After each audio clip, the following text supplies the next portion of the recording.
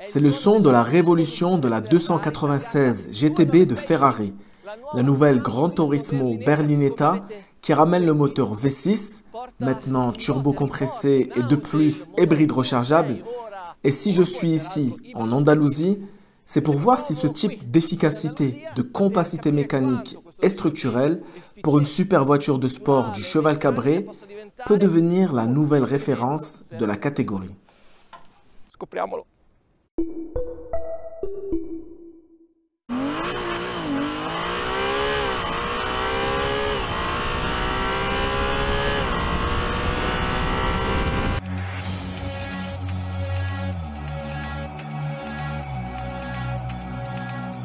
Pendant que vous vous abonnez à notre chaîne YouTube et que vous activez la petite cloche, contemplez le design de la nouvelle 296 GTB. Sa compacité la rend ludique, même à l'arrêt, tout en restant très raffinée grâce aux solutions stylistiques et fonctionnelles adoptées par le centre de style Ferrari, qui a quelque peu redéfini la conception d'une berlinette à moteur central arrière.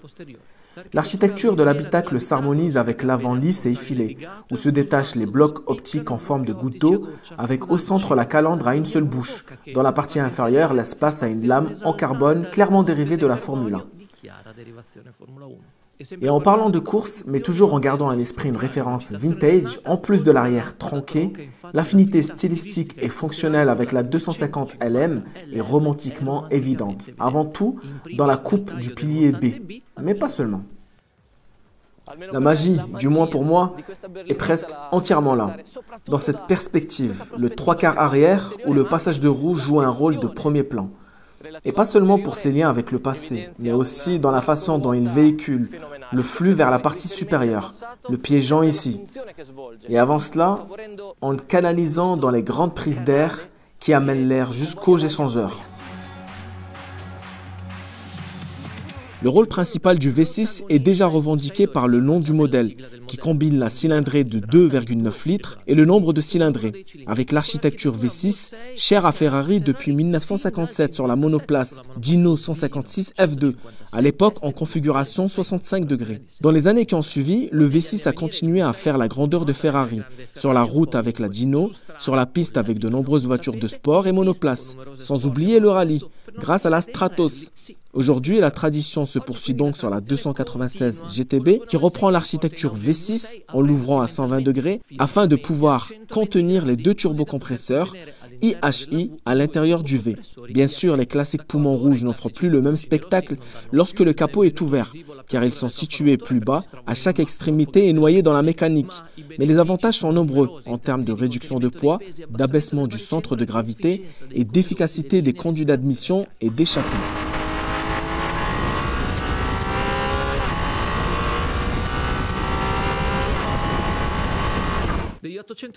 Sur les 830 chevaux de la GTB, 663 proviennent du moteur V6, qui atteint le chiffre record de 221 chevaux par litre, grâce notamment à l'apport de nouveaux turbos, dont la vitesse de rotation maximale est de 180 000 tours par minute, mais avec moins d'inertie que le V8 et un débit encore plus linéaire. Une impulsion qui est également favorisée par le composant électrique, placé entre le V6 et la boîte de vitesse, en ligne avec le moteur thermique, une combinaison qui a demandé pas mal d'efforts aux ingénieurs de Ferrari, étant donné que contrairement à la SF90, la 296 GTB est une pure propulsion, donc littéralement, tout tourne autour de l'essieu arrière, y compris le plaisir que j'ai eu sur la piste.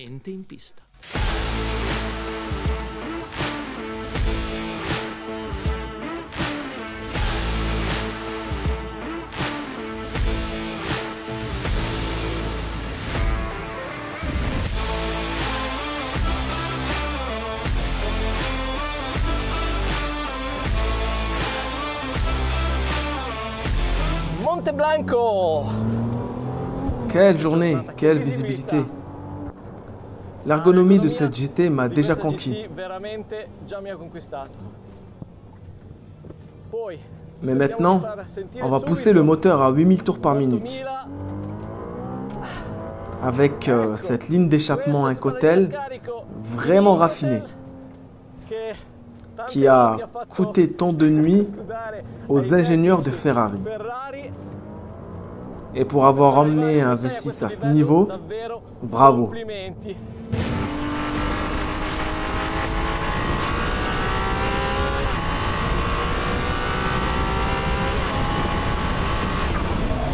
Comme vous le savez, le moteur est ici un V et ouvert à 120 degrés.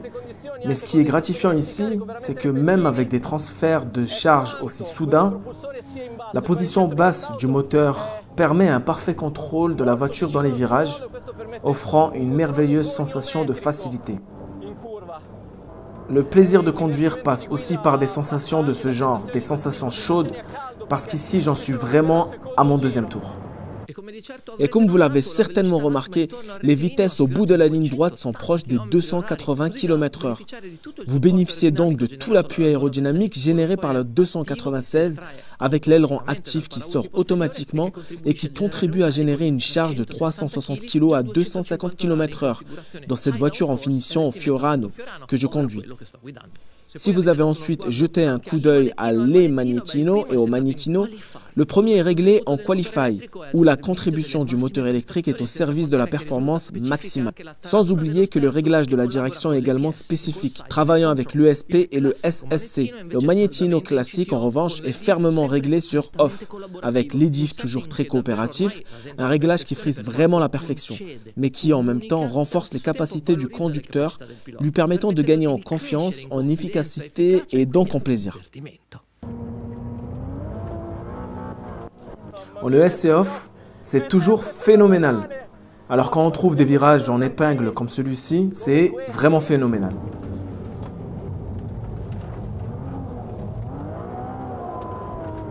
Je ne sais pas si vous avez remarqué, je suis en ES et Off. J'ai mis beaucoup de vitesse dans les virages et la voiture a élargi l'arrière. Mais au niveau du contrôle de la direction, c'est vraiment impeccable. Avec cet ABS qui vous permet d'attaquer n'importe quel virage, comme si c'était le dépassement de votre vie au dernier tour.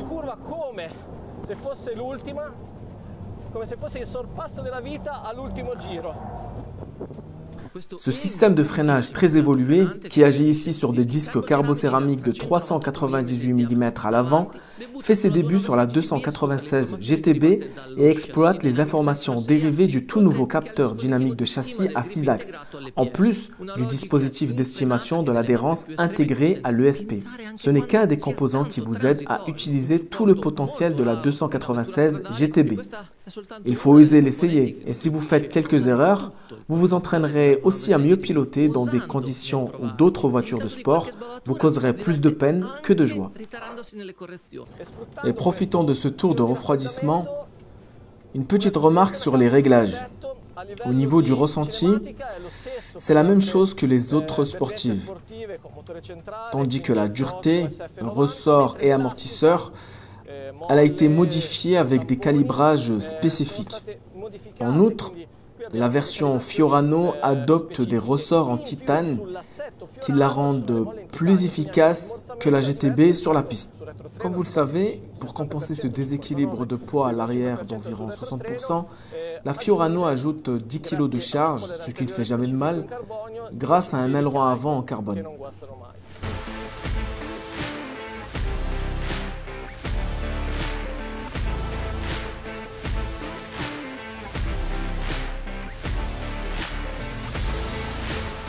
Le moteur électrique MGU K2 réclame maintenant à juste titre un peu d'attention.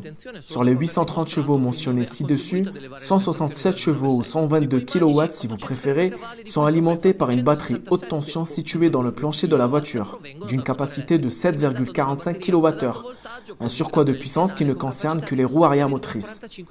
C'est une première pour une Ferrari hybride rechargeable, puisque la SF90 dispose d'une transmission intégrale. Et bien que la boîte de vitesse DCT à 8 rapports soit effectivement la même, il y a plusieurs différences. L'autonomie électrique est de 25 km, mais la magie de la 296 réside dans les transitions entre le thermique et l'électrique. La 296 GTB démarre toujours en mode électrique en e-drive et hybride et à des températures supérieures à moins 10 degrés, tandis qu'en performance et qualify, le thermique domine. Et si par hasard vous vous demandez combien de temps dure le pic de puissance électrique et combien de chevaux peuvent être perdus lorsque la batterie ne pousse plus à son maximum, voici la réponse. La différence entre qualify et performance réside dans la mesure d'état de la batterie, le SOC. L'un vise à décharger en tirant le maximum du groupe motopropulseur, l'autre vise la régularité sur de longues distances. Donc ces deux modes peuvent souvent fonctionner de manière similaire, mais dans le pire des cas, l'écart de performance est de 40 chevaux en l'absence de boost maximal de la batterie.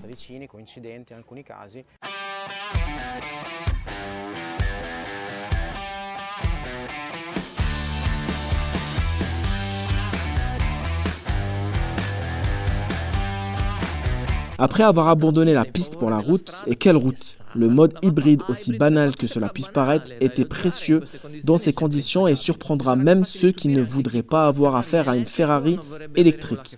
À un rythme régulier, l'autonomie électrique est toujours bonne. Lors de mon essai, j'ai également récupéré plusieurs kilomètres dans les passages en ville, prolongeant les performances du groupe motopropulseur et améliorant la consommation. Sans compter que lorsque vous traversez les agglomérations dans un silence total, vous n'entendez que les regards étonnés des passants.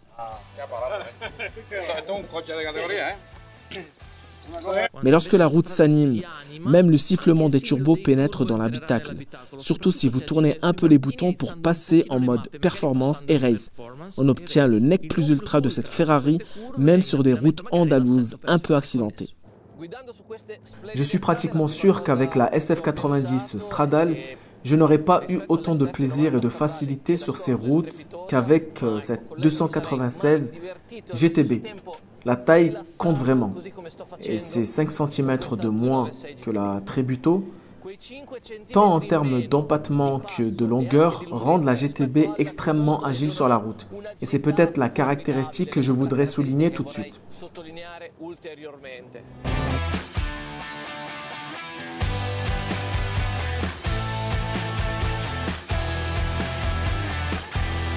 Sur la piste, les qualités dynamiques de la GTB sont vraiment aiguisées. Mais c'est sur la route que je la sens encore plus adaptée à mes besoins. Et c'est aussi peut-être pour cela que, contrairement à la SF90, je refuse ici le pack Assetto Fiorano. Justement, c'est pour privilégier le plaisir total, le plaisir pur, assisté par une gestion électronique absolument bien calibrée. En plus de cela, c'est rapide comme l'éclair. Outre ses dimensions compactes, le poids joue également un rôle important. Une masse qui, dans le meilleur des cas, atteint 1470 kg dans la 296 GTB Assetto Fiorano, ce qui est très proche de la valeur de la version standard que je conduis sur la route et qui, grâce à ses porte-à-faux réduits et à son centre de gravité bas, m'a définitivement envoûté en termes de précision et de convivialité. Revenons au son. C'est une caractéristique qui est vraiment au cœur de la conception de ce moteur, qui a coûté tant d'efforts aux ingénieurs de Ferrari. Par rapport à l'Assetto Fiorano sur circuit, où nous avons toujours roulé haut dans les tours, sur la route à un rythme moins soutenu, les performances sont différentes. Lors d'une promenade, le V6 est plus complet, avec un son corsé et métallique, assez fascinant et qui en tout cas donne très envie de l'inciter. La perfection n'existe pas, mais le plaisir que procure cette nouvelle Ferrari s'en approche. Et si l'équilibre avec une prépondérance à l'arrière sur la piste doit être étudié de la meilleure façon possible pour impressionner correctement le chronomètre, de l'intérieur de la GTB, le spectacle technologique est le même que celui des dernières créations de Maranello, avec le grand écran devant le conducteur et les petits dédiés aux passagers. C'est juste dommage que l'utilisabilité du volant tactile ne me convainc pas encore complètement. Mais peut-être est-ce seulement parce que je suis attaché au volant du passé. Et les prix maintenant.